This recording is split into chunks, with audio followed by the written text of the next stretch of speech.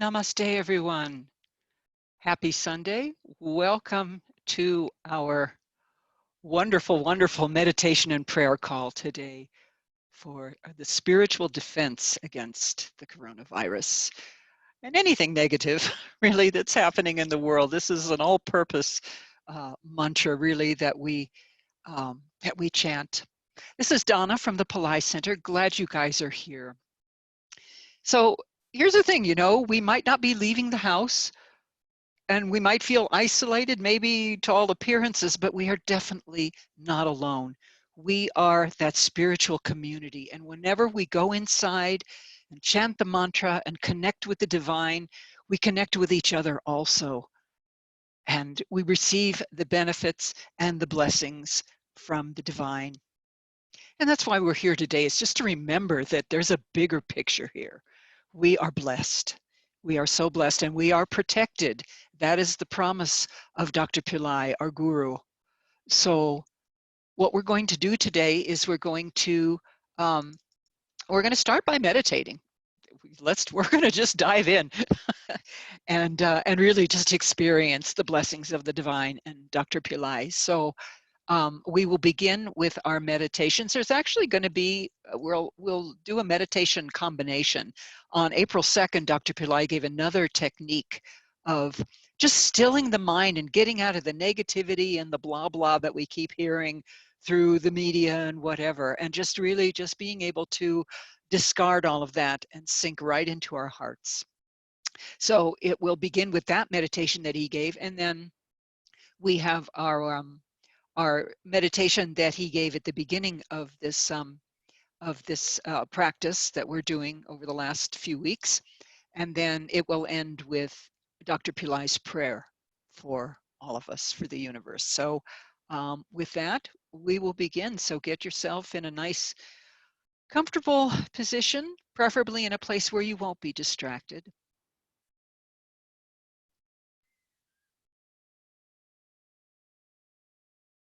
Just get settled in.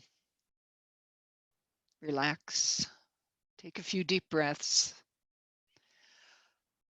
Just let it all go. Let it all go. Now is the time when we are entering the space of the divine, the field of all possibilities, the place where blessings abound. And with that, we will begin our meditation. Close your eyes and then focus attention on the two eyes, the two eyeballs. The moment you put your attention on the two eyeballs, then you create a favorable environment to get out of the mindset, the collective mindset that you are going through, are affected by the collective mindset of fear. Just put your attention on the two eyeballs. The moment you do that, then you will enter into an altered state of consciousness. And that consciousness you can use for whatever purpose you want to use it for. Because it's not only for the coronavirus, but I will confine to coronavirus. Just put your attention on the two eyeballs, and then momentarily you will get into a state of at least a reduction of thought. And if you continue with that, focus on the eyeballs, you will feel a gap or experience a gap of no thought.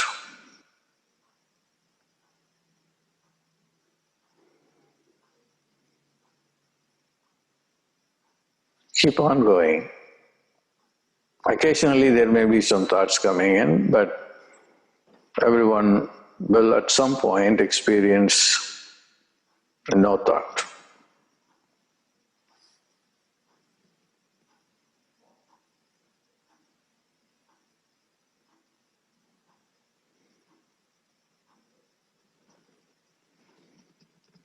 Observe your breathing.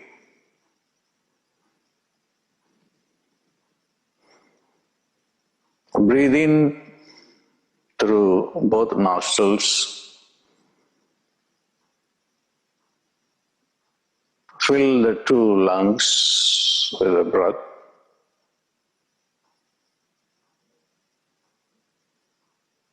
Focus attention on the lungs, on the two nostrils, the two eyes, eyeballs,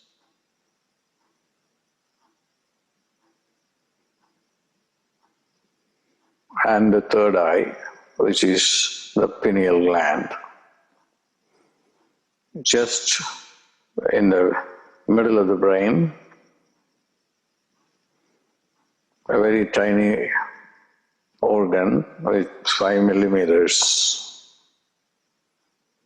but a tremendously powerful organ that can help you to take to a different space, to a different time.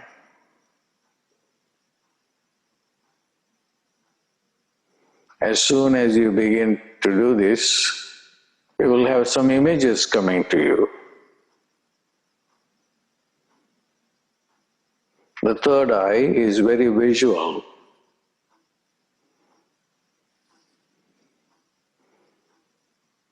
We can see some archetypes. Archetypes are images of beings, gods and goddesses, some totem animals or wizards, your spirit guides.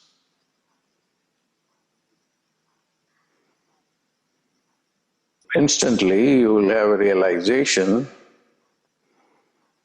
that you are not conditioned by this body or by this mind, that you can get out to a different dimension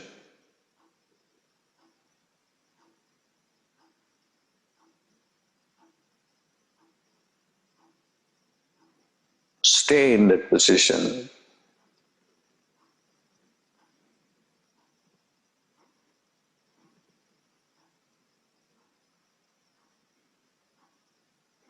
Again, put your attention on the two eyeballs. Don't move the eyeballs. Breathe in the air and send it to the lungs. Feel the lungs.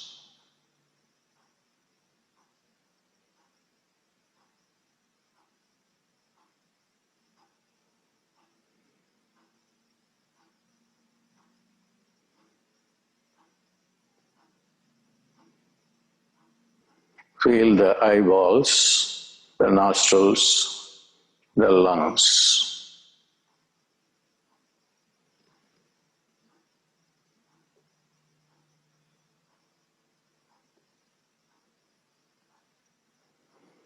You can see that momentarily your thoughts are coming down, slow down, and you are able to experience some kind of thoughtlessness. A yogi is able to experience thoughtlessness for continued period of time.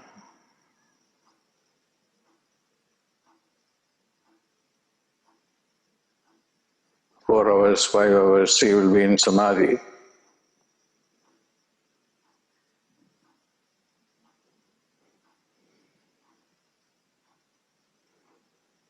Again, the two eyeballs, two nostrils,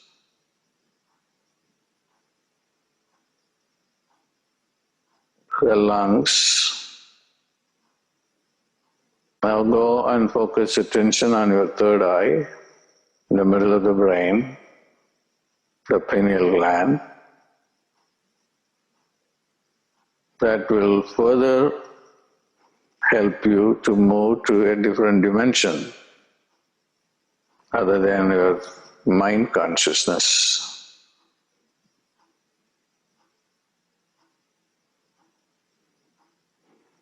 you will already see some visions of archetypes.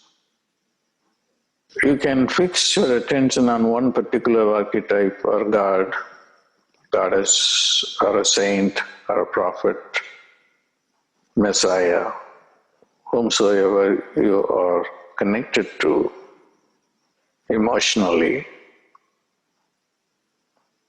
and you can put that image there.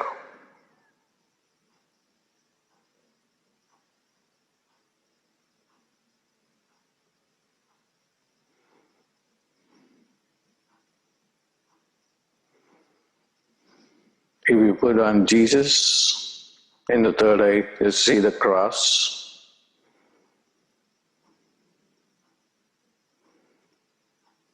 And then Jesus nailed to the cross.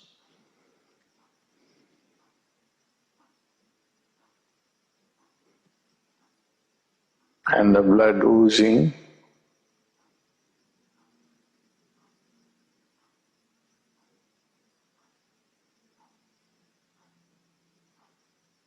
He did die for the sake of humanity, to get rid of the karma, collective karma of the human race.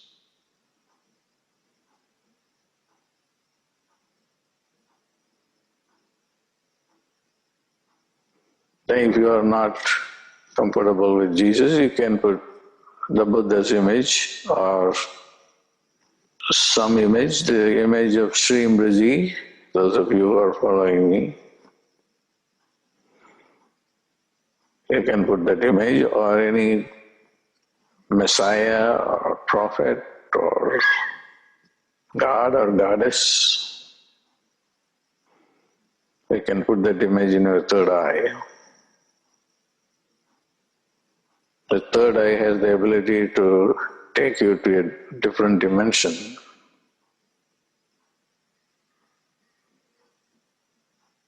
Now, see how you are able to transport yourself to a different consciousness. Although you are very much here sitting on the same chair, prior to the practice of the technique, you were overwhelmed with sorrow, concern, fear of the virus. And one thought leads to another thought, and I am going to be like this for another month. Some people say June, July. All these thoughts are depressive thoughts.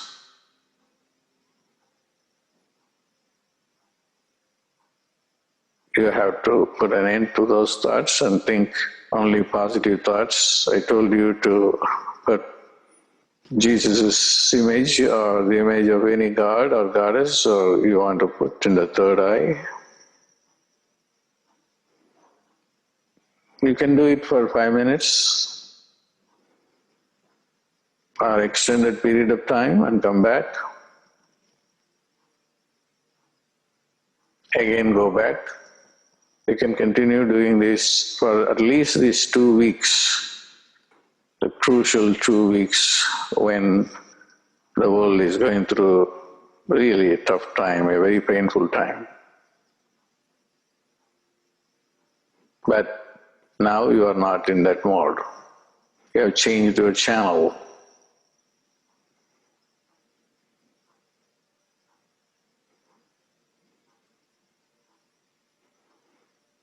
Now, focus your attention on the 2 nostrils. Just visualize the nostrils, nasal cavity, and the windpipe going into the lungs. There is no need to be aware of the breath going in and going out. That is the in-breath and the out-breath.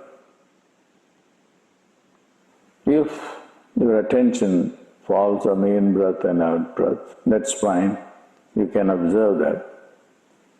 So what is happening is, along with oxygen, the prana enters the body through the lungs, and then it also goes through subtle invisible channels to all over the body.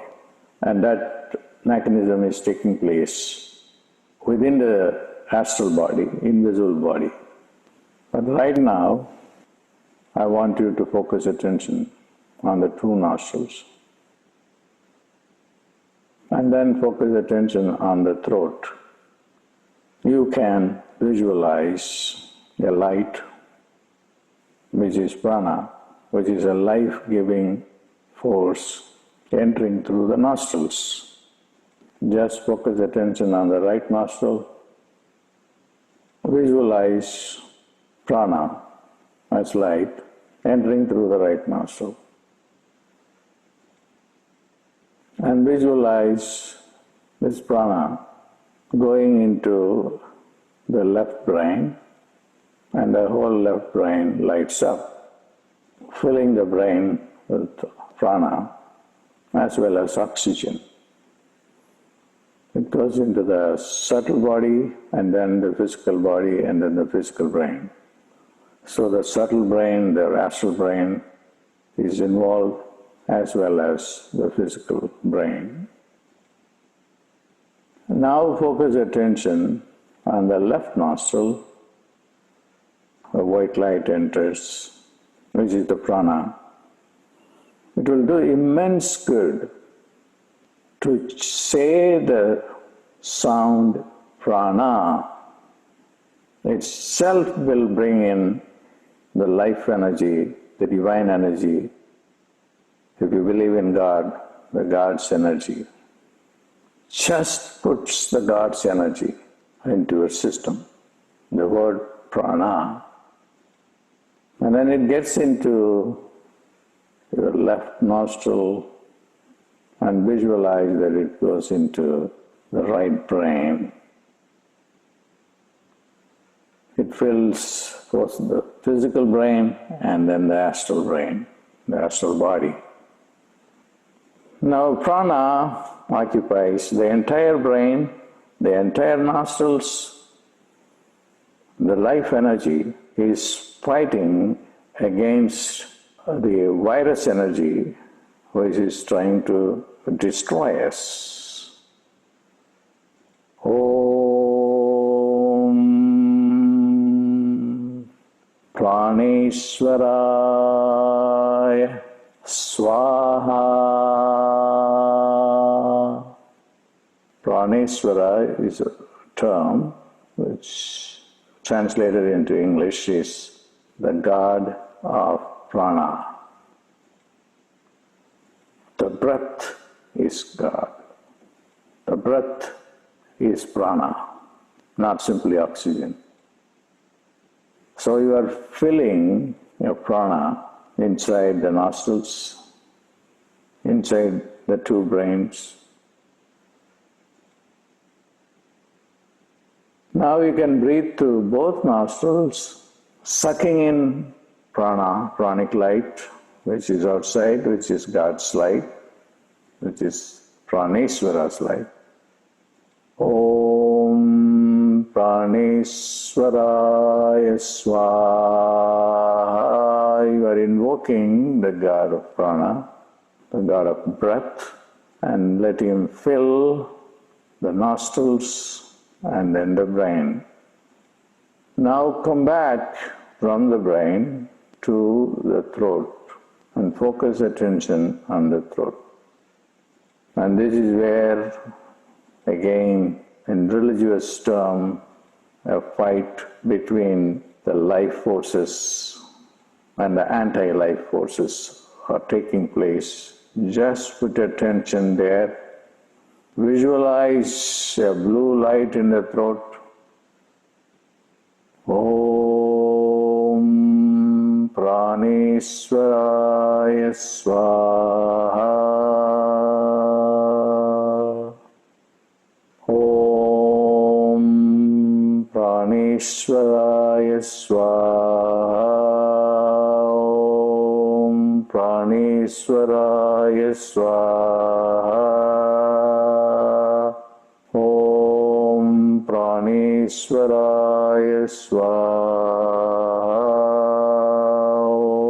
Om Praneshwaraya Swaha. While you are chanting Praneshwaraya Swaha, tremendous amount of life-supporting energy will flow into your body-mind.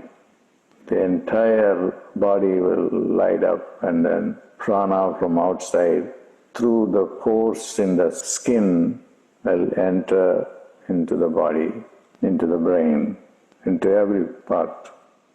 Om Praneshwaraya Swaha. Om Praneshwaraya Swaha.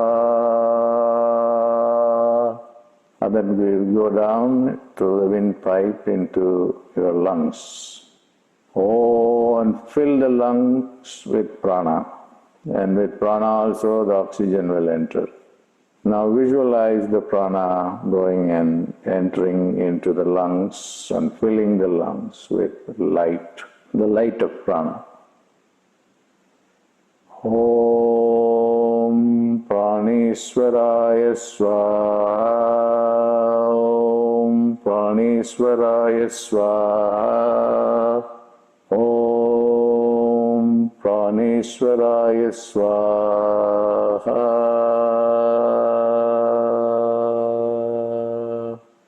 Om Praneshwaraya Swaha. Focus on the lungs and the windpipe. Om Praneshwaraya Swaha. Let the prana get into every cell. Om Praneshwaraya Swaha.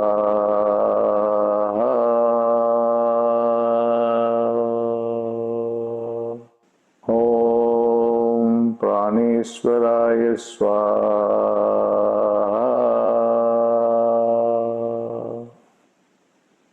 Now prana will fight against the virus. If it has entered already, it will fight. And if it is just beginning to enter and you have only symptoms of it also, this meditation will help. Om Praneshwaraya Swaha.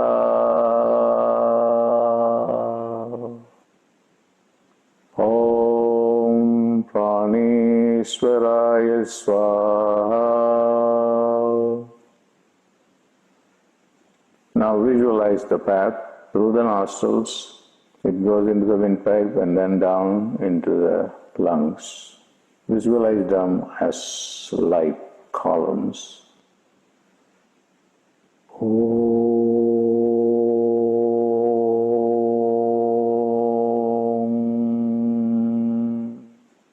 Praneshwaraya Swaha.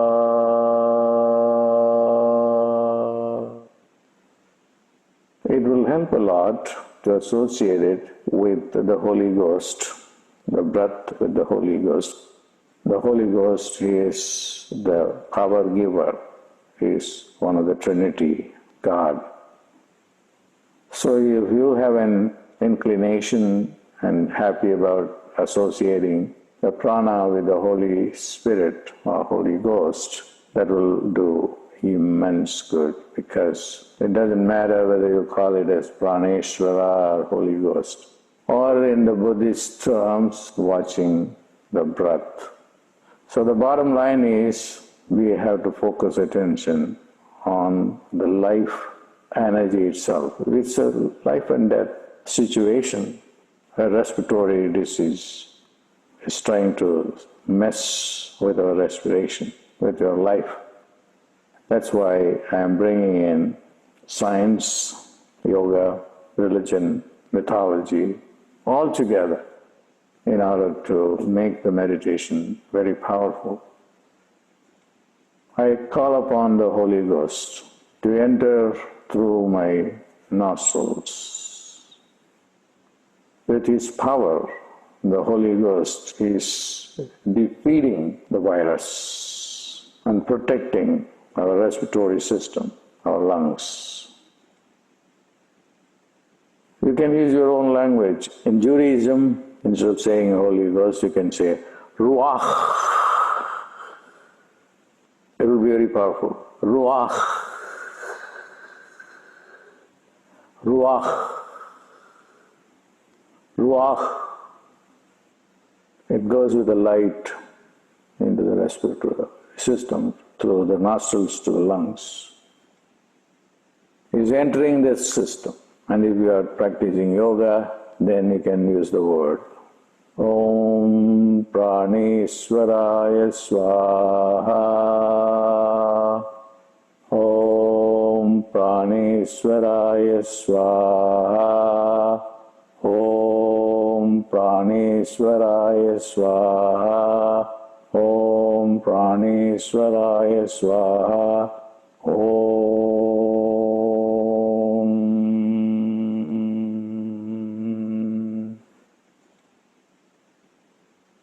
Now, the prana is entering the entire body through the skin pores.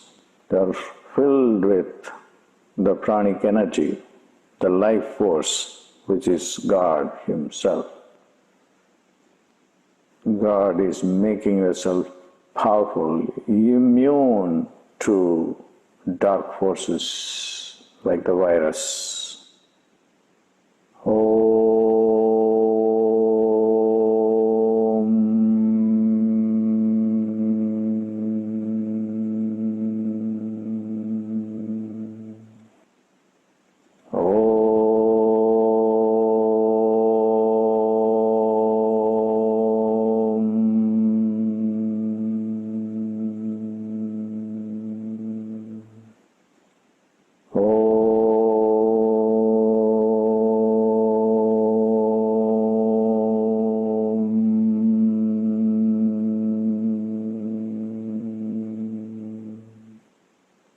Fill your two brains with pranic light, the light of the Holy Ghost, Ruach,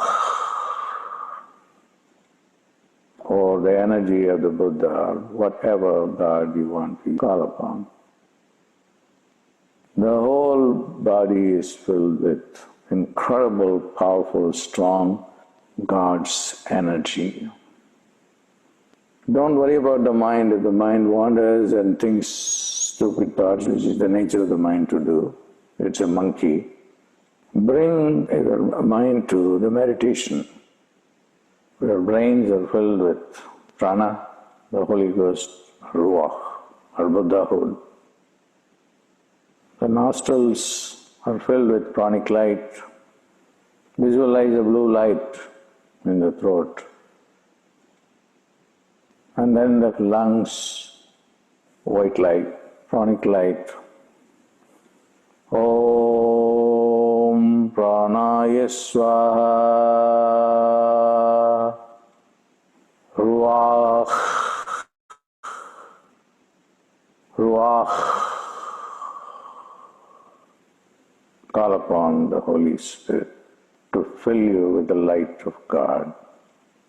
The whole body is filled with tremendous amount of life-supporting prana, the Holy Spirit, with Ruach.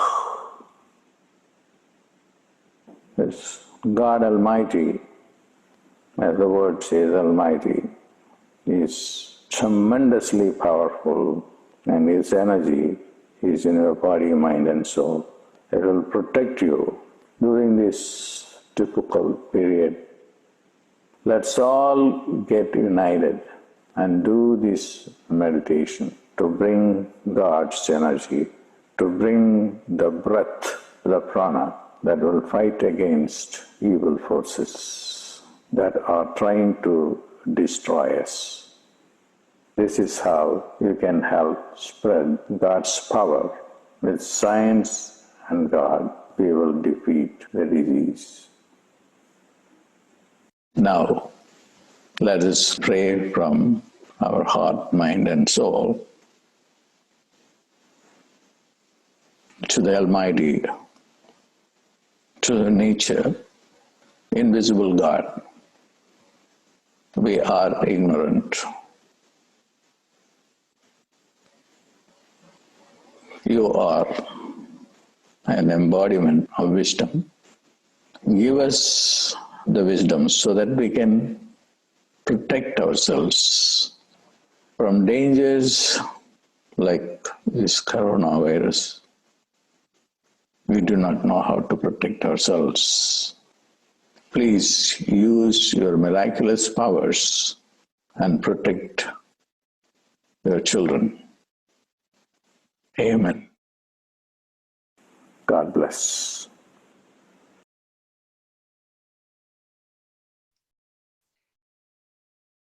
Slowly and gently begin to come back to yourself.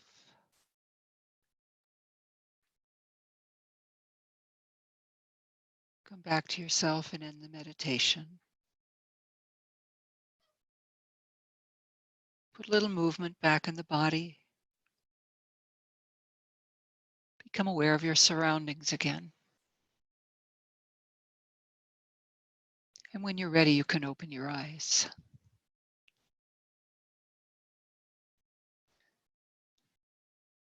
We have received great blessings through this meditation.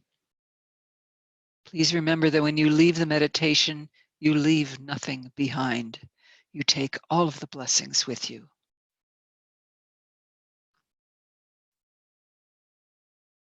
So welcome back, everybody. Glad you are here today. We will begin our call. Sucharita is with us today. Awesome!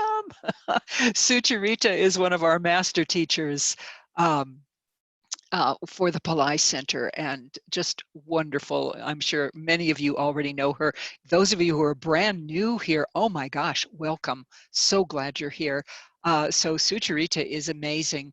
And with that, I'm going to stop blah-blahing, and I'm going to let Sucharita take over the call. So let me just stop my share. And welcome to the call, Sucharita. Oh, thank you so much for that warm welcomes. And I'm echoing your words, Donna Devi, where we can welcome everyone, especially during these extraordinary times. And it's such an honor and a pleasure to be of support and service. This is the best time to be on a spiritual path, because it is something that we are all somewhat forced to do. And wherever we are in the world, there's an isolation to some degree that is enforced upon us, and we can take it or leave it. If it's enforced upon us by the WHO, the World Health Organization, or the government, that are imposing those rules and regulations right now to control this coronavirus, this pandemic, epic global experience that is happening for all of us. We don't have a choice. So being on the spiritual path, it's kind of an excuse, or perhaps an opportunity for all of us to dive deeper into our spiritual practices. And as I mentioned during the Power Time practice call that we had yesterday, that is a free call service, and you're all certainly welcome to join that every Saturday at 10 a.m. Eastern Daylight Savings Time, is that we can do something more than just be on our own little spiritual path. We have an opportunity to collectively come together online and create a virtual hand-holding or a network of people who are committed to doing something beyond our own individual spiritual practice. So we can, just like we're doing here with this spiritual defense program, where we're going to come together for another couple of calls every week, and then help people to stay on track with the current teachings of Dr. Pillai, and then also to engage in some community discussion around what is going on in your part of the world, and how are you seeing this show up, your spiritual practice, how it is spilling over into the people who you're sharing a space with, and then also into your neighborhood or your community, and then the world at large through your sharing through social media, or your spiritual groups, or maybe you are participating in other calls and services that or programs or courses that are offered through Pillai Center Astrovid. And we'll talk a little bit more about that, how we can get involved in a deeper or more intimate level by joining the new teachings that are available through Pillai Center Academy, and then how you can do that. So Dr. Pillai mentioned on April 2nd on his Facebook talk that how we can go deeper in the meditation practice, this Praneshwara, the coronavirus, Nashi Mashi chant. Although we didn't introduce it today, maybe we can add it to the practice as we're going along in these two next couple of weeks that we'll be together in this program. You're also invited to join starting tomorrow night, or starting tonight, which is Sunday, April 5th, 2020, at 10 p.m. Eastern Daylight Savings Time, which will be 7 p.m. Pacific Daylight Savings Time, 2 a.m. UTC time, and then 7:30 a.m. IST time, India Standard Time. And then anywhere in between, you can check that out on, do a conversion of your time zone. So that time, this period of time that we're going to come together, we are going to talk about or introduce this mantra, coronavirus, Nashi Mashi, and we are going to chant it for 1,008 times. We're going to start out with 108 times, which takes about 3 minutes.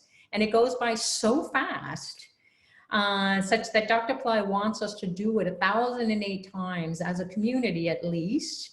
And then if you can continue on as a daily practice, you can do it as he recommended in the morning. You can chant it 1,008 times, sometime in the afternoon, 1,008 times, and then come together with this community and chant it 1,008 times.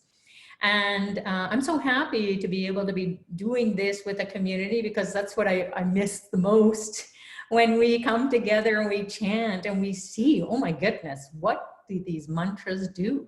What is this chant actually doing to me? It's not a mechanical recitation of something that someone like Dr. Pillai has given us. Hey, this is going to protect you. We want to not just hope it all works out. We want to feel it. We want to know what it's doing. We want to call on that coronavirus out of the dark, because we can't see it. It's invisible. So we want to call it out and see it in our mind's eye, see that energy, and perhaps even see the form. Some people have that insight or that ability to see the actual form of this virus and what it represents, the summation of our fears. It's actually pushing our button to look at all that we are afraid of, or have been afraid of, or we're angry about, or upset about. It represents negativity.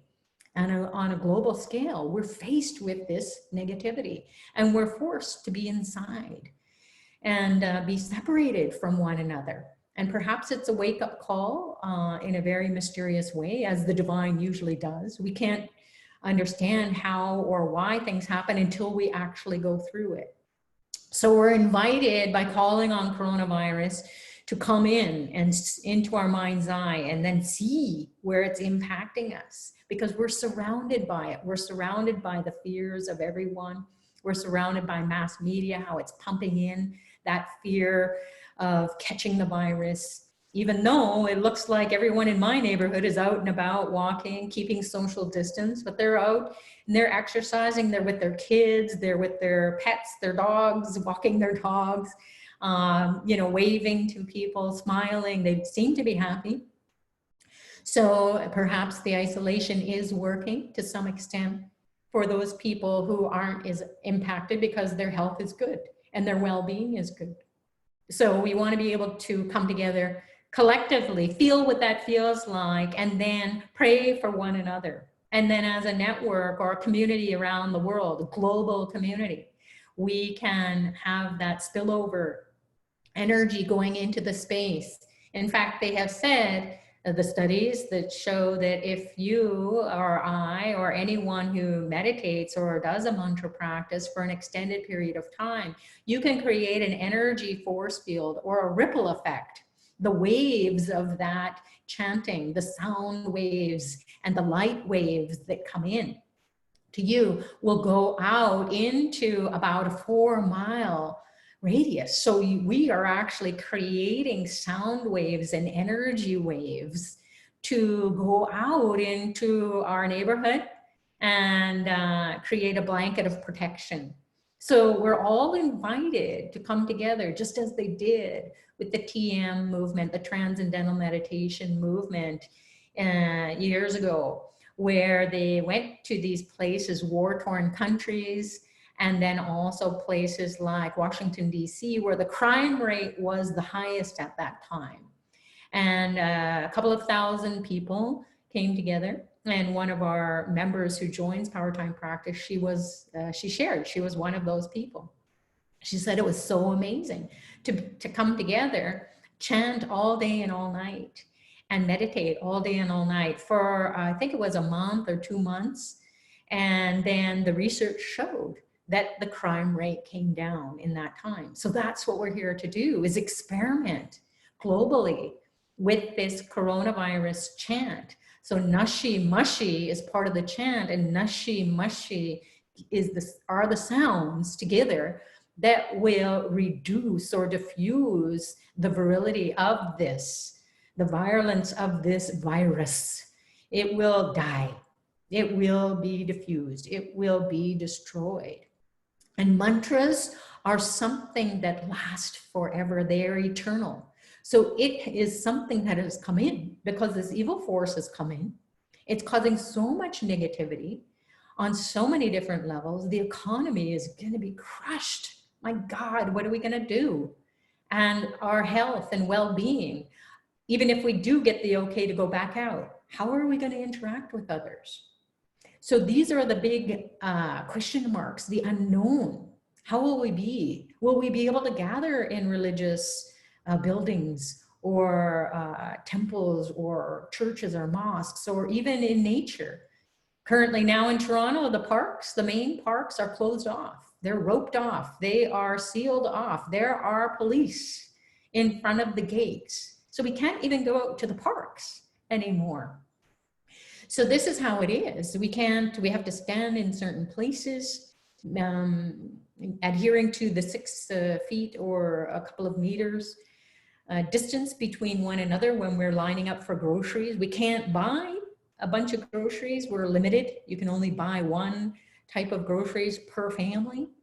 So it is something that is going to be interesting to see how people are going to respond, how people are going to react to all this all these imposed rules and regulations.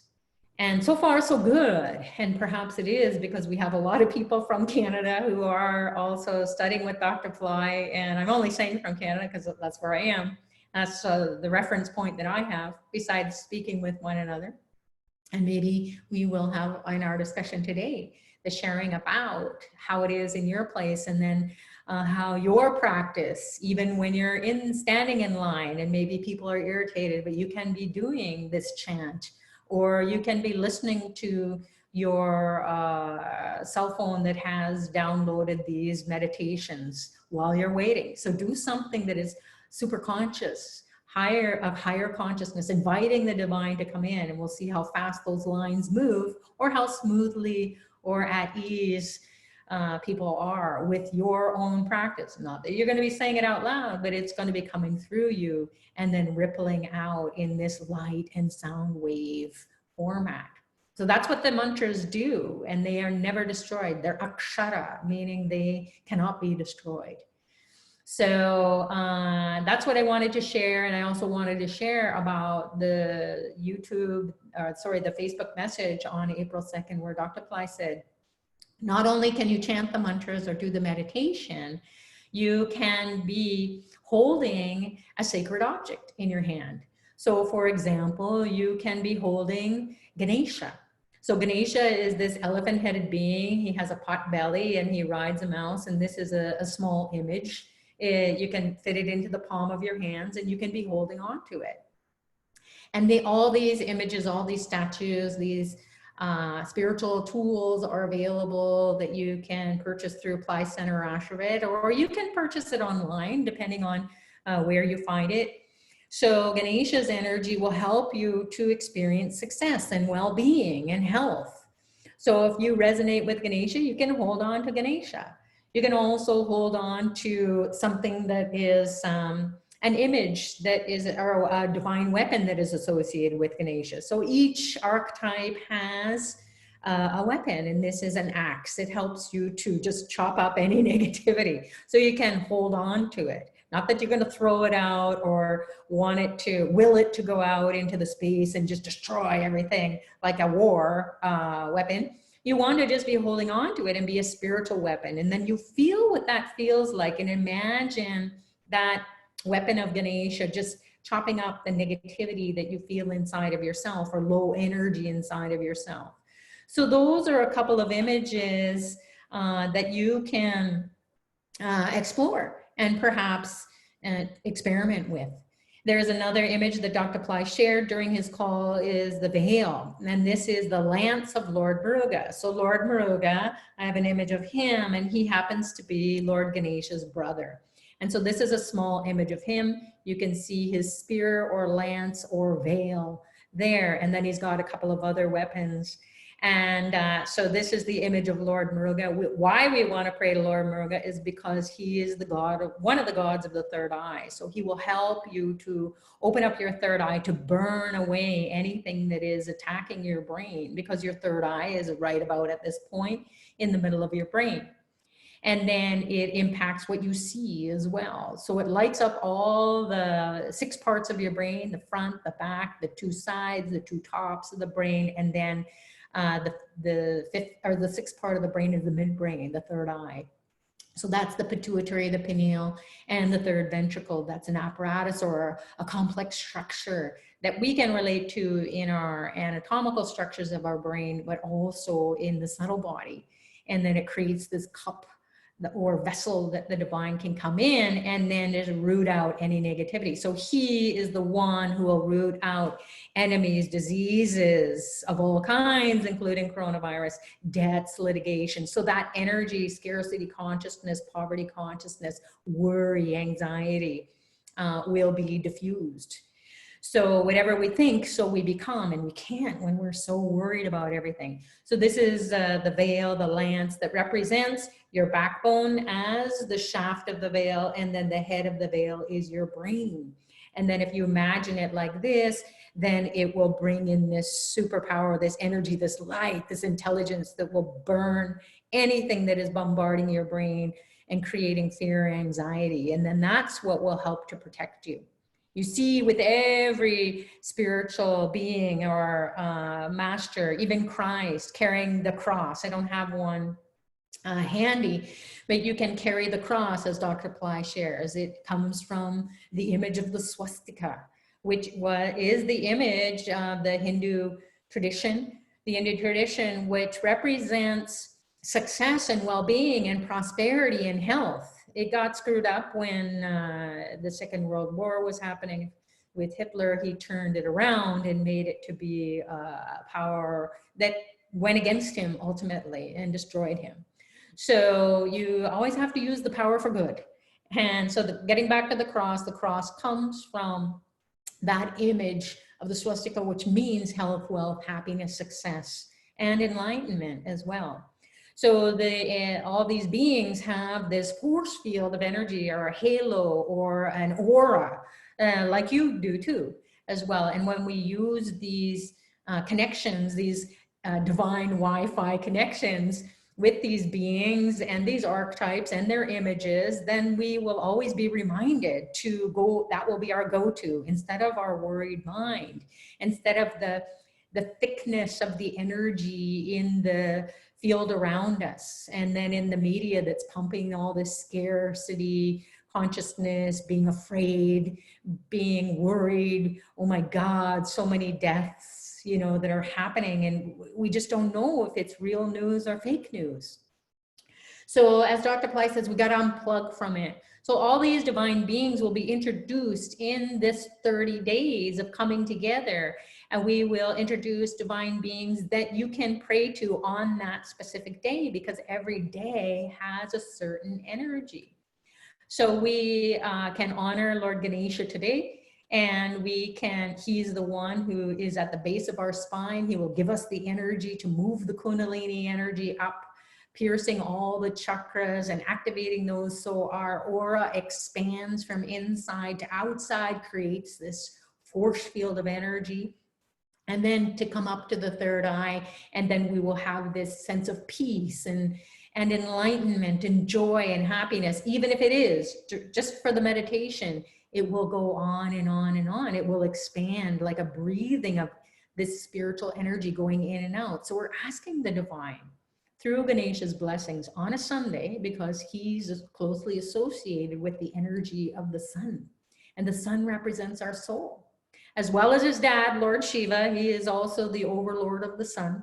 And this is a representation. Again, this is a Shiva Lingam, and it looks like the image of a cross. So we have the vertical and we have the horizontal.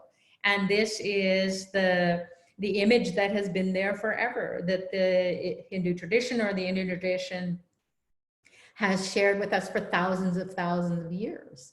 So across the cultures and across time, these images have taken different shapes, different forms. The mythology that is behind them, the stories of how these supercharged beings who came to the earth plane just like us, and then they transformed the earth plane. They help people to evolve to superhuman level status. And so now, where there's a very dark period of time, we want to honor these beings who have been trying to guide us, and then we can access their energy because they're eternal. So now really is eternity. And then we can bring the teachings of the past into the now, and then change the future of how we are being as we roll it out. So not only are we going to chant during the 30 days, we are going to honor what Dr. Pillai has shared about connecting with more intimately with these beings, holding their sacred objects, getting the information from them, because the spiritual realm is all about symbols. It's all about archetypes. It's all about connecting with the qualities or the characteristics of these archetypes, and then how we can integrate that consciousness, because really at the subtlest level, we are just a bunch of subatomic particles moving in and out, and we are on this earth plane where it's a physical plane, and we that energy stops, or it makes us to be material matter beings. But then we can transcend all that. We can come out of it, even if it is through chanting or through meditation practices, going deep and connecting with these divine beings. These will be our touchstones. So every day of the week for the next 30 days has a certain energy. We call them time shaktis. Shakti means energy and power. So we're going to feel really empowered, and we're going to connect with these beings at the right time. So we'll be empowered in the right place at the right time, not only impacting how we perceive this coronavirus and how it's impacted our life, but how these divine beings are going to appear to us and to help us to dissolve away the energy that's coming into the earth plane. So we need some connection, just like we're setting up our phone, we're trying to find a good Wi-Fi connection when we're traveling, or when we're in a space that we need to get a Wi-Fi connection that is not our normal place of getting one. And we're just like walking around with our phone going, okay, where is it? Where is it? You know, and finally we get it, we go, yeah, all right, I'm connected. I can communicate with people, or I can do my work or whatever.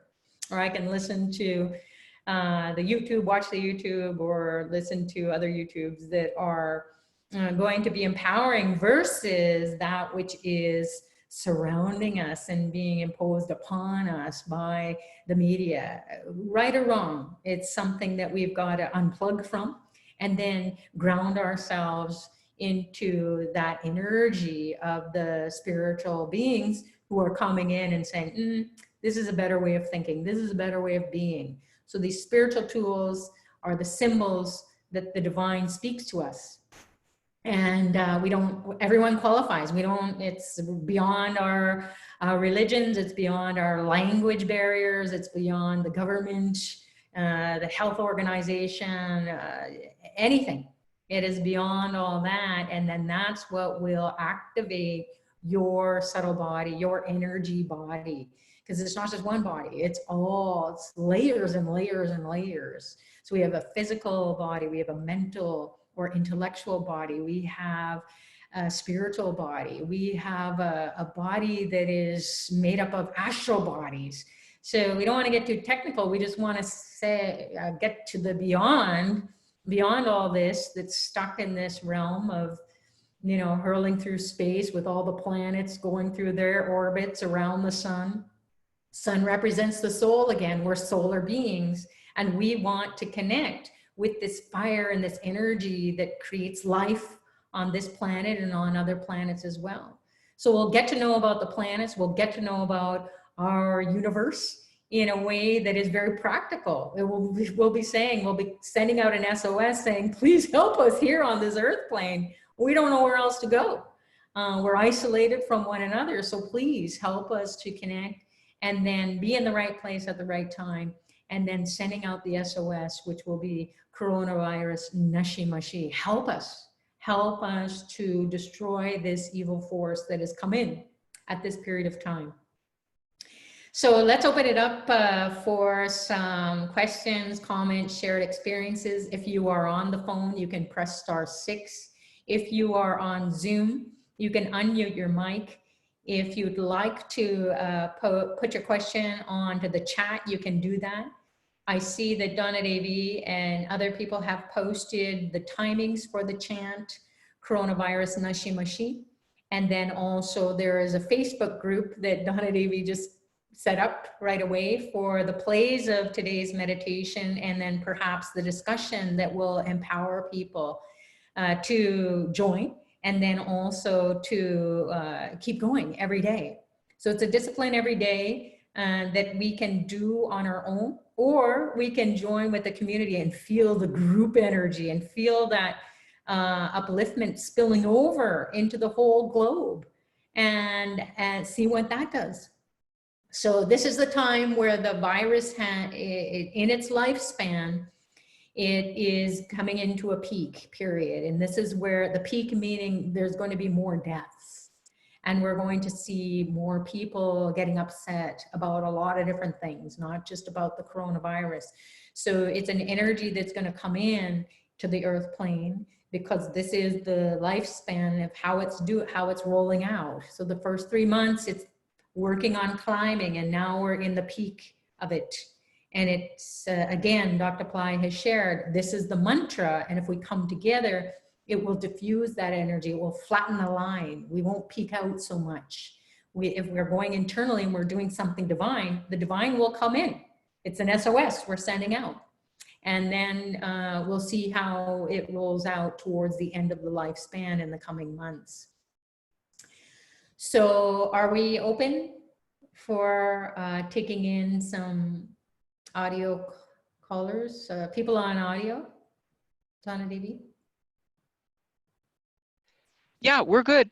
We're good. We're open. People can unmute themselves. You can go ahead and unmute, or at the bottom of the participant list, you can click to raise your hand if you would like to do that as well. So I am posting the Facebook link again. You know, this was so spur of the moment. Dr. Pillai said, chant this. Okay. So, you know, this has just been happening over the last day or two that we've been, Sutra Reach has been getting this together. We've been trying to get the audio together. So this is kind of a spur of the moment thing. And we don't have a place where really you can go and find out all the information that you need, with the exception at the moment of this Facebook group. So if you're on Facebook, please go ahead and join that group so that you're up to speed with what we have going on. Hey, So, Priya. Hi, namaste. Thank you so much, Sutarita. I am so grateful for this community and your guidance and your presence. Everybody is a part of Dr. Pillai's team, Dr. Pillai's energy, that darshan that pours through. I'm so grateful. A couple of things, because last night was this 4/4 time where there was a global meditation. Today at 9 o'clock in India, there was the 9 minutes, which we also did here at 11:30 at East Coast time, and I'm in New Jersey. And I wanted just to touch base on the gifts of coming together in consciousness around the globe. And yes, we need to, I really appreciate what you said, Sucharita, about looking at what are the fears, right? This coronavirus is a representation of that part of us that we run from. And here's a Nashi Mashi, we get to go into it, shine the light on it, the boogeyman under the bed, really, and transform it through the grace of Guru energy and divine light and on all these faiths. So so I love that part, but I also see this such an ascension process taking place. And there's a part of me that I don't even look at that virus as evil. I just look at it as a force, you know, and that whatever is the best and highest good to take place for the enlightenment of the planet, for the ascension of all of us, that's what's taking place right now. And that's not to take away from all of the struggle that's going on and all of the heartache and grief, but it's to come back to, let's continue to join in this consciousness. I don't know if you know about the resonant field around the earth. You know, there's they measure the, I forget what the name of it that is. I have it on my other page, I don't want to leave, but there's they measure the frequency of the earth. There's a resonance field. And last night, because of the million people who joined in meditation, there was a seismographic expansion on that chart reading. And that's science, you know, so that shows that what we're doing really does make a huge impact. And we need to continue in this. That's why I'm, you know, coming together. Dr. Pillai's very inspired, calling forth. I've been sharing these emails and opportunities to keep coming together because it's a gift. So just that pranayama, like he talks about, and all of the guidance that we're getting. I'm so grateful. Thank you very much. Oh, thank you for sharing, Supriya, and thank you for doing what you're doing to contribute to raising the bar, raising the consciousness. Like you said, it's an ascension. Ascension, people get confused. They think, oh, you know, I'm not spiritually evolved. We all qualify. Ascension means just being uplifting. So we are uplifting the consciousness, or we're contributing to it, creating this global network. So we don't have to just do it in one place. Everybody can just be raising their vibration, expanding their vibration, breathing in and out a different consciousness other than the virus. It has to be on the earth plane. We need the polar opposites to understand that we are doing something to evolve. If there's not the polar opposite, that dark or evil or demonic or negative force, we'll just go along and be robotic. And perhaps, as you shared, that we never know why this is happening until we come back and we look back. We have a retrospective look at why this happened at this point in time. 2020 is the time for enlightenment. It's a time for a new decade, a new way of being, not just a new year. These divine beings who are coming in are rooting out poverty consciousness, scarcity consciousness. Perhaps as a planet, we didn't care about that so much globally or collectively. So the divine is coming in and saying, okay, I'm going to give you this now. It's pretty scary, but it's going to activate everything that you are afraid of being and evolving to. So I loved when you shared about that, and I love the science part of it, that it is something that can be measured and that it is something that can be experienced, not just because someone said it, like yourself or anyone else who's tuned into that energy or intelligence.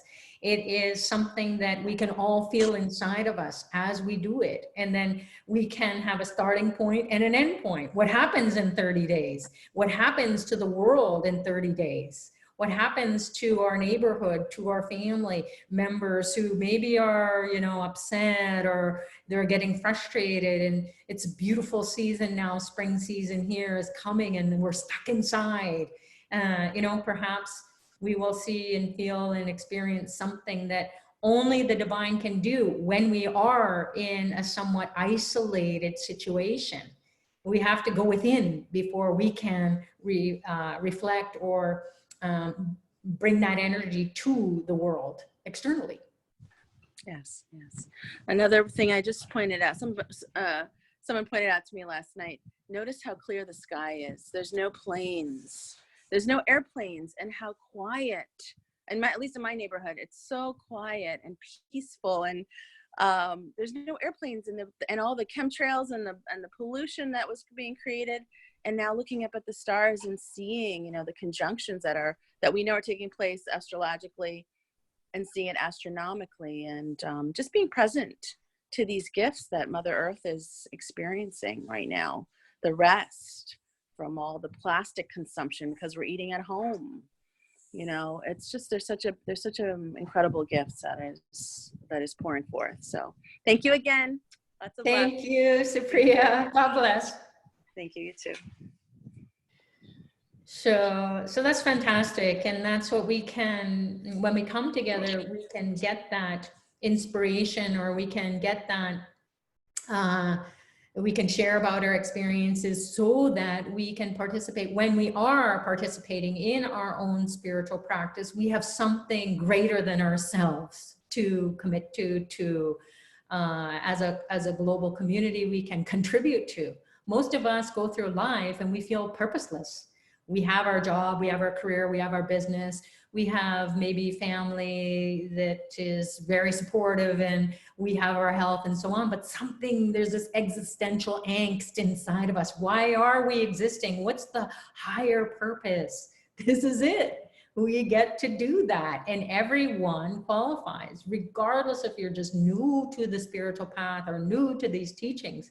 Actually, people who are new to anything, they have God's grace because they're pure, they're open, they're receptive, they're just thirsty or hungry for the knowledge of the time. So they're just taking it all in naturally because there's nothing to say, I don't know about that. They're just like, you know, open. So open your hearts, open your eyes, open your being, and allow that energy to come through. We'll all have this opportunity to practice being divine channels. Don't know really what that is, but I'm up for it, because if I could bring in the energy of the divine, wow, and we all qualify. I don't have to have, I'm not necessarily have to have been on a spiritual path, because all this energy is new. It's all coming in right now, so everyone can experience a shift from maybe negative thinking, or you've just taken in too much from the discussions that are going on in your family, your friend circles, and so on, either through social media or through, you know, telecommunication, whatever it is, or just, you know, seeing people in the neighborhood and or overhearing conversations, and you just want to unplug from that because you feel that it doesn't support ascension. It doesn't support upliftment. It doesn't support the light and love and divinity that is coming through. And it's not to say it's right or wrong. It's just that you feel it and see it so much more readily because you've been unplugged. You've been isolated. So we've given ourselves an opportunity to fill ourselves up, go out into the world and, you know, pick up our groceries or go for a walk or interact with our neighbors if we're from you know, a neighborhood, or if you are in a building, and then you just can go out and be feeling the energy of those people and how they are presenting themselves. They don't even have to speak. You just feel that when people are scared, especially when I go for a walk in the neighborhood. I was on a self-imposed 14-day post-international travel isolation, where they said, okay, even though you look healthy, you still have to stay inside. So the first week I got back from India, I was staying inside. And then the second week it said, if you don't stay inside, I got an alert on my phone, and it said, if you don't stay inside, you will be fined. It's against the law. So every day or every week, there's something new. And then in Canada, here in Toronto, There's actually, they're giving out fines if you don't stay, keep us a social distance of the 2 meters or 6 and a bit feet. It's $1,000 fine. Oh my God. You know, so here it is, we are being impacted on so many different levels, and it's creating this, am I doing it right? Or, oh my God, please don't talk to me, or, you know, don't come within the 6 feet. You know, and that's, you can see that with people, they're walking to the other side of the road, and meanwhile, I'm not even close to them, but they're already taking the steps to keep the social distance, but even more than the recommended 6 feet, because nobody wants to be fined. And then also nobody knows where anyone has been. So, you know, it's on so many different levels that people are being impacted, and maybe they're giving you negative social cues because they just found out that they lost their job, or they lost someone to coronavirus. People are dying. We're going to see that more. Unfortunately, we are going to. And those people, as Dr. Pillai shared, globally or collectively, as they pass away, they are going to be in a lot of pain. So their souls are going to have to go through the release process, and then all at once, just like during war times when there are mass deaths, that energy of that place is going to be pretty dark and pretty violent and pretty scary. You're going to feel the energy change. So not that you should go and, oh my God, how many people have died in Toronto this week, you know, during the peak season. You can just pray to the divine and say, you know what, please, please, please bring the peak down. If we all collectively put that image into our minds, that's something practical that we can do, and not just hope and pray. It's like, okay, I imagine this curve of the deaths that are going to be caused by the virus reaching its peak. And we can think of flattening the curve. It's not just a sign we see as we're driving or as we're walking, and it's posted in our neighborhood. At least it's here in Toronto, that's what it is help to flatten the curve. Not just by staying inside, it's by isolating yourself from the negativity, and then not just separating yourself. We actually get to do something, which is to share these meditations, share these mantras, and then allow the people of your community or your Facebook page or your social media, allow them to choose how they are going to respond. Some people might laugh at it. Some people might say, oh, it's stupid. But then something inside of them might say, well, what else am I going to do? I might as well try it out. I'll just do it secretively. And good. However we get them to do it, will be helping not only their own individual way of coping, as Dr. Pillai shares. It's a coping mechanism. You can also say that, hey, try this out. It's like you take a Tylenol for your headache. Take this for your spiritual protection. And if people are like, no, spiritual stuff, that's all, you know, hocus pocus. You can say for your own mental well-being. This is what helps me to bring peace of mind. It helps me to unplug from all the negativity, all the worry that I hear from everyone else. Because everyone is looking for that right now. You can see it on their faces. They don't necessarily have to share it. So hopefully that has been helpful for everyone here. I don't see any questions posted to the chat. Is there anyone else who wants to share their experience or ask a question about any of Dr. Pillai's teachings that are shared here in the Spiritual Defense Program?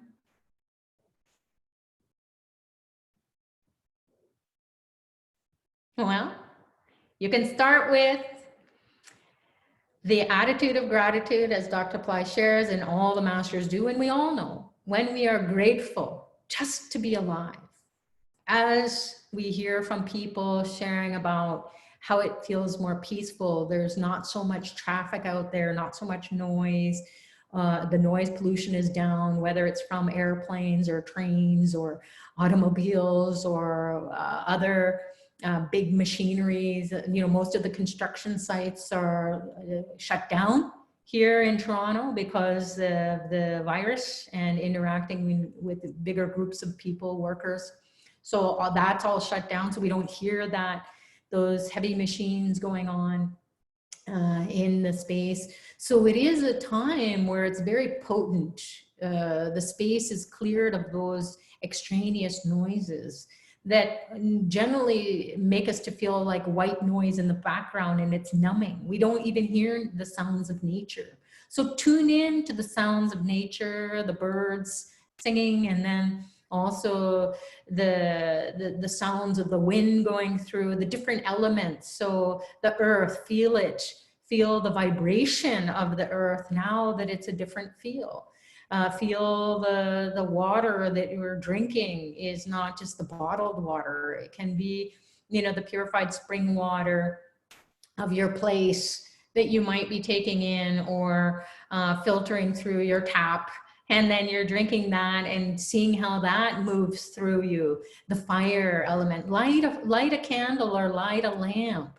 And then just sit in front of that and meditate and imagine that burning, creating that burning energy, the fire energy, calling the God in to the space, and then that diffusing the negativity in your space, lighting an incense that represents air, and that always clears the space. And you don't have to light the whole incense stick. You can just be lighting it, maybe outside at first if the people in your place are a little bit adverse to it, or they have a reaction to it, or there's some negative comment about it. You don't put your spiritual practices in the face of the people anyways. It's very intimate, and keep it that way. But you can try it out and maybe just say, hey, I heard this clears the space, and then just light it for a couple of seconds even, and then add a couple of seconds to it, and then you'll start to see it's like a smudging.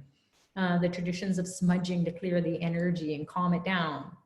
Or perhaps when people are out, you can just light it for a couple of seconds and then have it in the space. If they come in and say, hey, what was that? What does that smell? You say, oh, I just tried some perfume or some scent or some essential oils.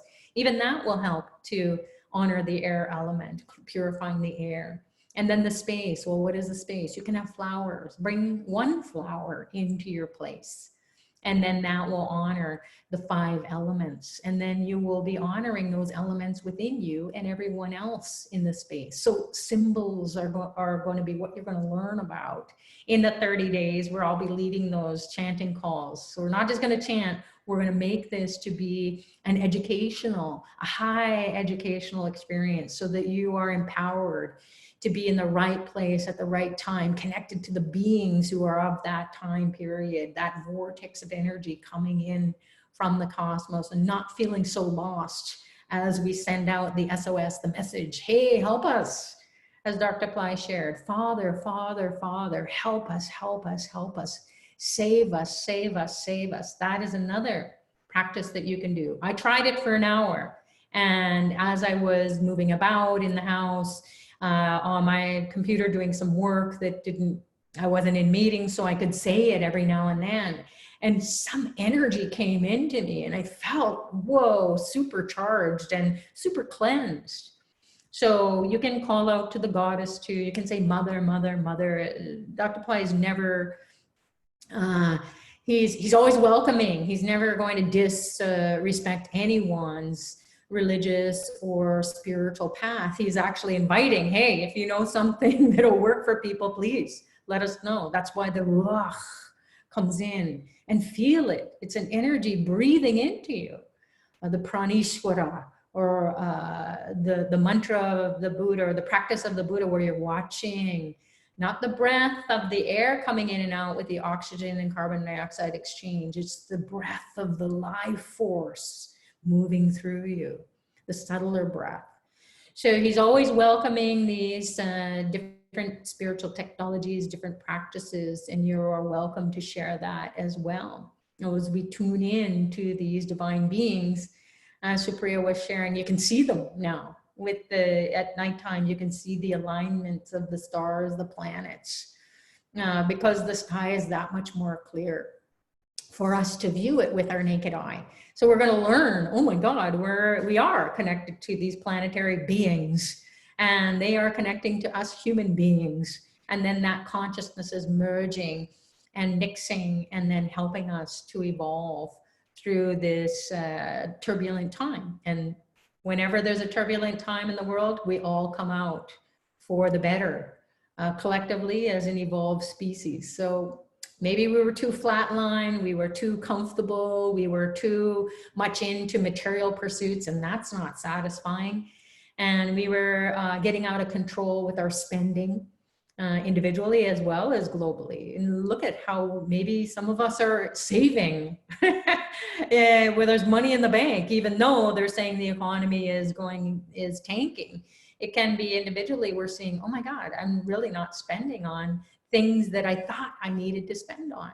So we can get into a practice or an experience of, oh, even though it said this is the worst time, I'm saving more money. How's that happening? We're becoming more and more conscious, or more and more enlightened of the consciousness that is coming into the earth plane, and saying, get rid of scarcity consciousness and get into prosperity consciousness. So with that, I will close unless there is anyone else who needs to share their experience or would like to share their experience, or perhaps you'd like to ask a question. Donna Davy, do you have any closing message? Well, this has been wonderful. And guys, do join the Facebook group. At the moment, there's only 3 of us there. Come join us. But I'm thinking, you know, I mean, kind of one of the ways that I can deal with this is just remembering that this is also a place where we burn our karma. And in a way, I look at it and go, God, look at all these people who they're getting so much massive karma burned right now by going through this. So it's not a bad thing, you know. I mean, I think there was one of the talks that Dr. Pillai gave where he basically said, oh, why is death always a surprise to us? Which it's like, yeah, you know, I mean, it's one of the only things that's you know, really a given. I mean, even paying taxes you can get around. The saying was death and taxes, but even taxes you can sometimes get around. But death you can't, you know. So there is no end to life. There's just end to, you know, I've often heard this life called a parenthesis in eternity. It's like that little, this little piece of the big picture of the whole. So it's okay. You know, it's okay. And why it's okay for us is we have the divine on our side. You know, there was last week when we did this call, we chanted the coronavirus Nashi Mashi, and he goes along at quite a clip in the recording. I didn't do anything with that recording except just to loop it. You know, I did nothing to change his meter. He was just coronavirus, nashi mashi, coronavirus, nashi mashi. I mean, he was kept going and going and going. I found that to be a bit of a tongue twister. So what I did last week when we were doing this on the call was I would let him say coronavirus, and I just came in with nashi mashi, nashi mashi, nashi mashi, and I felt so empowered. You know, and I really felt this force just say, Satan, get thee behind me. You know, go away. You have no power here. We have the divine on our side. And, you know, I had mentioned to Sucharita in a chat earlier when we were arranging things here for the call that, I mean, even more and more we have Dr. Pillai's blessing and his grace, and he's just empowering us. So it's all good. You know, I'm not to take away from anybody's suffering by any stretch, but, you know, let's look at the big picture. Every knee shall bend is the saying, and this is where we're at now, and it's necessary. It is so necessary. You know, we're going to hell in a handbasket here, as the saying goes. So we definitely need some change. I have a question though. Has Dr. Pillai ever said anything, you know, about the earth being her own identity, being Gaia, and purging the earth of what is not necessary or what is destroying her? Has he ever mentioned anything like that? Because I hear people, you know, they post different things like, oh, the earth is cleansing us of blah, blah. Has he ever mentioned anything along those lines in that vein? Yeah, he has, in a way that he relates it to the gods and the goddesses. So we know that Shrimbrasi is the goddess Lakshmi. She's the goddess of prosperity, enlightenment, heaven on earth. And in order for that high state of consciousness to come into the earth plane, the earth has to be a little bit quiet. So it's not so much of a purging so much as a neutral state of being. And then purging can be like a spontaneous evolution. It can be an aha moment that fast. It doesn't have to be so much destruction. Although on the earth plane, we are going to experience that slow, drawn out way of being. Again, with the goddess Lakshmi, coming to the goddess Lakshmi of 2020, we have the goddess Varahi. And where is she? So she's this form of the goddess Lakshmi, and she has the snout of the boar, and then the tusks. So that energy or that consciousness represents boring into the earth plane to bring that fiery energy of what's inside of the earth at the core, to purify, to bring it to more of a subtle experience where we're purifying it. And then the other form of the goddess of prosperity, enlightenment, purification is Budhevi. Bu means the earth goddess, and she's also a form of the goddess Lakshmi. So Budhevi means to get into that state of clarity. So be in a state of receptivity, not so much purging and destruction, but be like us, each and every one of us. We have the Kundalini energy moving through us. When we chant the mantra, some of us have said, we feel like we're on fire. So the earth is a representation of us. We are a representation of the earth element. And so at the core of the earth is the Kundalini energy, and it is represented by fire. And it is going to, have a hiccup, and we are going to have our own hiccups as we go through this process as well. So hopefully that responds to your question in one way of answering it. There's so many different ways to answer it, but those are a few of the ways that Dr. Pillai has shared with us. And then collectively, you can come to your own conclusion about what that means for you. Yeah, that's great. That's great. And, I'm glad you mentioned Varahi, because we have been, so focused on the coronavirus and all of that, but we actually have the Varahi course up and running, you guys. I'm going to post the link in the chat so you can check it out. We've had so many people say, when can we have a Varahi course? We have one. So I'll post the link here right now. So thank you, Sucharita. I appreciate your response. Dorian has his hand up too. So hey, great. Dorian, how are you? There you go. Can you hear me? How are you? Good, good. Nice to talk again. Another great call. I always enjoy these calls and doing Baba's meditations as a group. It's a sweet thing.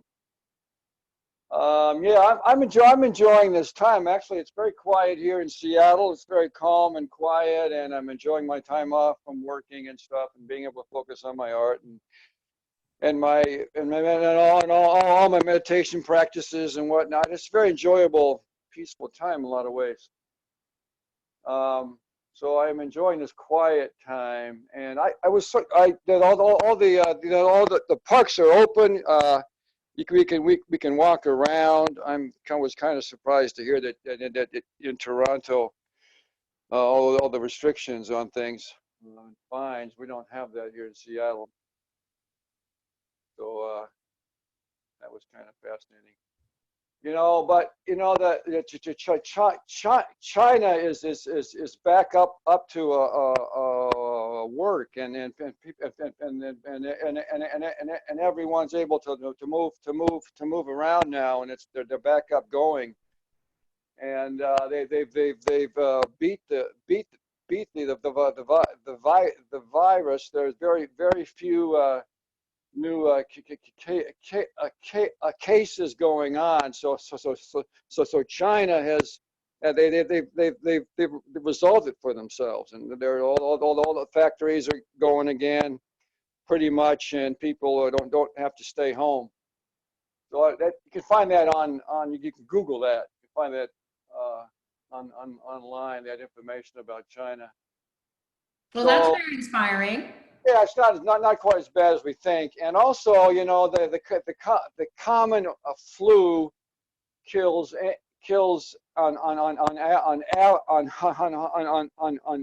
average about 500,000 people a year around the world, which is much more than this virus has. And we don't you know, that's just a common ordinary thing. Much more than the virus we're dealing with now, and there's not this big problem with it of having to shut down the world. So to put that, you know, to get a little more clarity about that, and most of the people that are dying from it are the same kind of folks that die from the flu, who are older people. And they're already very weak.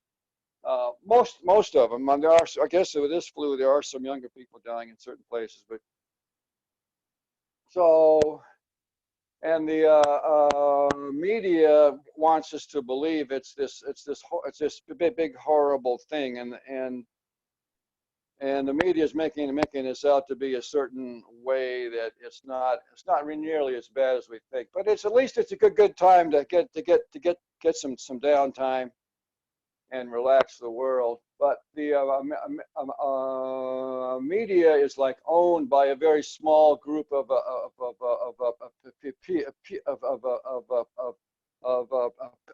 people. And they want us to think a certain way. They want us to believe a certain way, and which is mostly about fear and what we can't do and things. And they keep a lot of things that are important to know. They don't report it. So anyway, it's not as huge a problem as we think it is, but it's a nice way to get some quiet time, and the cool thing about the borders being closed and people not being able to travel.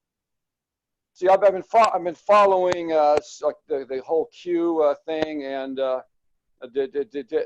David Wilcock and the intel from the insiders and whistleblowers giving out some intel, but behind the scenes. And what the bigger thing is that the planet has been run behind the scenes by a very corrupt group of folks, and for a long time, which is not commonly known. And there's a great movie that's free on YouTube called Thrive, THRIVE, which goes into a depth very clearly about how the planet, how the whole planet is rigged, and how certain groups have gotten owned. They own the certain inside groups of people own the banks and big pharma and drugs and the whole game, and it's been like rigged for a very long time. And there we have the patents and inventions to put us into a Star Trek era, but it's all been kept away. And the bigger picture behind this whole thing and why the world is shut down is because this certain corrupt groups are being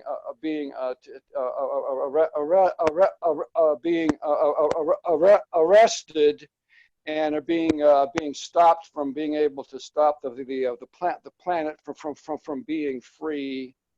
And there's a global currency reset going on, where we're going to go back. The banking and money is going to get cleaned up, and we're going back to a gold standard, and all this kind of thing is going on. So, and it will come into light in the months to come after this whole thing calms down with the whole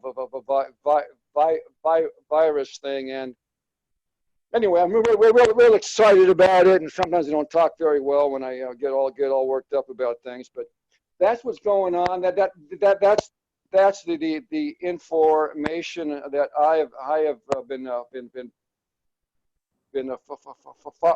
following for like months and years, actually. So the movie Thrive. The movie Thrive. Thrive. Yeah, we'll post that. Maybe you can post the link, or someone can post the link, or just the name of the movie, and people can check that out. But for now, maybe we'll open the call for anyone who can just absolutely share their experience, or ask their final question. We'll wrap it up today. Thrive is the name. Okay, I believe that I've watched that, and because Dorian sent me to that link, and I did enjoy it, and I passed it on to other people, and then who I thought, well, maybe they're open to it, maybe not. And the response was interesting. They were curious about more about it. They've been exploring that. So it's a time of awakening. And like anything that happens to us, historically speaking, as a global community, the consciousness gets raised. We start to look into life and in a new way, with new eyes. So being on this path with Dr. Pillai, he will help us to do that internally first and foremost. And like Dorian shared, it's a time now where we can get a break from going out and about and being busy, just being busy with everything that we have to do in life. We can't go out. So that busyness can be put into more practical use, in that we can participate and connect with all the consciousness of the planet as it's going to be, going through the blender of the good and the bad and the ugly inside of us first. Again, this coronavirus just represents the summation of all our fears. Whatever we've been afraid of, whatever those memories are that we have been upset about, angry, we can't forgive people, we can't forget situations.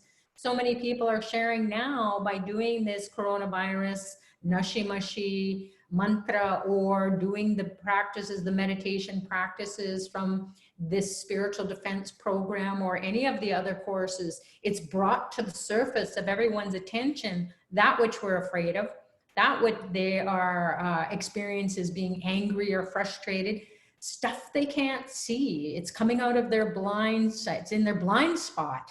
So they've been blind to it. Even though people have been pointing it out, they have never agreed to it. But now some veil gets removed, and then they can see. And then not only see that they haven't been able to forgive someone, they feel it. They feel what forgiveness feels like deep, deep inside of their heart, and what that release around that situation that happened way long ago, it's gone. So again, we have to look at this opportunity as the virus comes in, and as it goes through its lifespan, it is also part of and parcel of our own evolution, and how we are going through our lifespan, and where we're peaking at in our spiritual path, so that we can know, oh my goodness, I've got to die off to old ways of being. So the death, you don't have to physically die. You can have death to your old ways of thinking, death to your old ways of being, that inability to forgive, that inability to let go of anger, because you are righteous in your anger. And yeah, maybe on some level, but how does that feel inside of you? You can't let it go.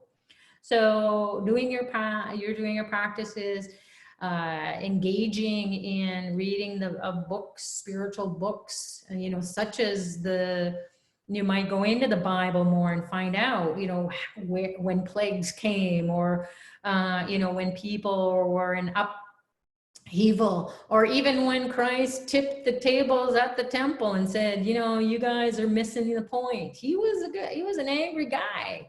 He wasn't just all peace, love, and Bobby Sherman. So it allows for us to read these scriptures, read these spiritual texts, the different philosophies. It allows us the time, and also we can dive into that passage in a way that we're more clear, or we can easily go into it because we don't have all the busyness of the everyday life that we had previous to this point in time. So we might be open to reading more spiritual books, or watching the spiritual books being read through the YouTube, or as Dorian shared with this Thrive movie. It starts to wake up this consciousness inside of you that says, hey, there's something else going on.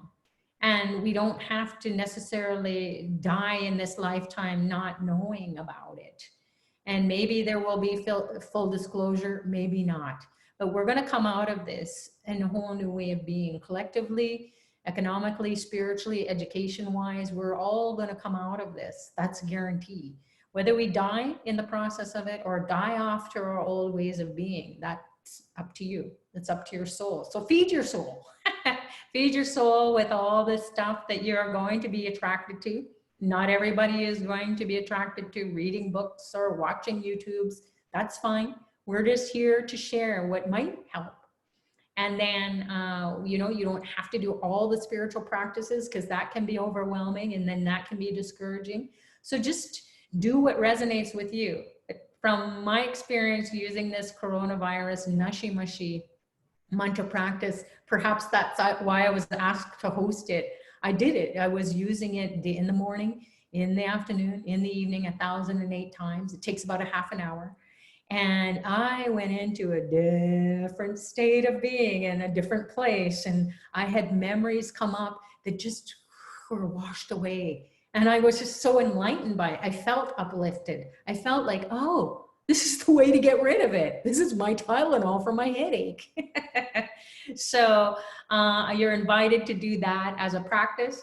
You know, anything that has upset you in the past about anyone, you can let it go. If you want forgiveness from people, all of a sudden out of nowhere, you might be connected to those people and they're like, oh, that stupid thing. We have other things to think about. Don't worry about that. We're done.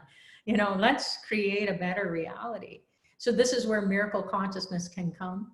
The final thing that I wanted to wrap up with everyone else, since we are going to be introducing these different beings and their different symbols, the different archetypes, the ways of being, the conscious, the cosmic beings coming in and reaching out to us, and then we can reach out to them. There actually is a year-long program that is going to be starting on April 26th, I believe it is. And then Lakshmi or Dr. Pillai, maybe today at this time slot, they've already spoken about it. It's the Mystery School Rebooted. And it is something that you can explore at a very reasonable price point than it was when it was given out last year.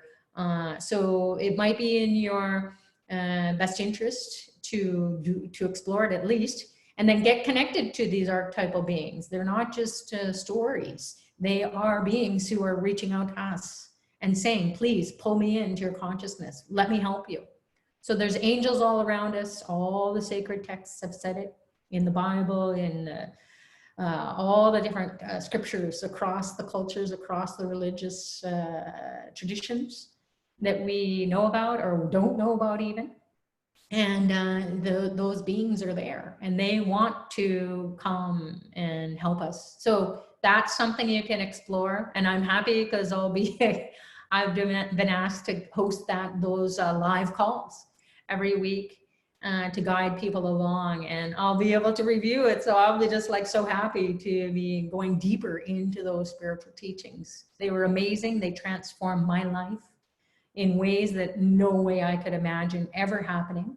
And health-wise, finances, my purpose in life, and rolling out with this coronavirus hitting the earth plane, being in India, being in that state of kind of panic where, oh my God, I got to get out of here. And yet it was like surreal. It was just like, oh, okay, you can have all your fearful thoughts come up, but I'll just take you along. So is it a miracle consciousness is what I'm sharing, is something that you will experience with the help of these divine beings, because we may not be able to see them with our eyes, but we will know how to experience them in our mind's eye. We will see them show up in our life. They will pop into people and help us get through situations that are really tremendously challenging and critical, and keep us healthy and happy and safe. So that's an invitation that Donna has posted there. The link is there to read about it. And we'll be again sharing about it because you're going to be experiencing it. So we'll give you a little appetizer every time you come together, starting tonight, and with the global chanting coronavirus Nashi Mashi. And then you are invited to explore a deeper understanding or connection, and then share that experience with everyone here. So God bless you all. I believe that Donna Devi has something that she wants to share to wrap this call up and then put us into a state of being where whatever has been brought up to the surface here, positive or negative, we're going to get into a neutral state of being, and then refocus on receiving a spiritual transmission from Dr. Pillai at the level of the soul that will fill us up and then take us to a new state of being hereafter. So thank you all for joining, and thank you, Donna Devi, for hosting. Thank you so very much. This was a wonderful call. So what we will do is end our call like we began, by diving deeply into our hearts, connecting with the divine, by looking into the eyes of a divine being like Dr. Pillai. We are connected to infinity. We are connected to the divine universe, where all things are possible. Dr. Pillai's grace and love pours from his eyes. Connect with him. Ask him for blessings. Ask him for something specific if you want. The Guru is not confined by time or space. And in this moment, he will give us everything. Thank you for joining us. God bless you. We love you, and we will see you soon. Namaste, everyone.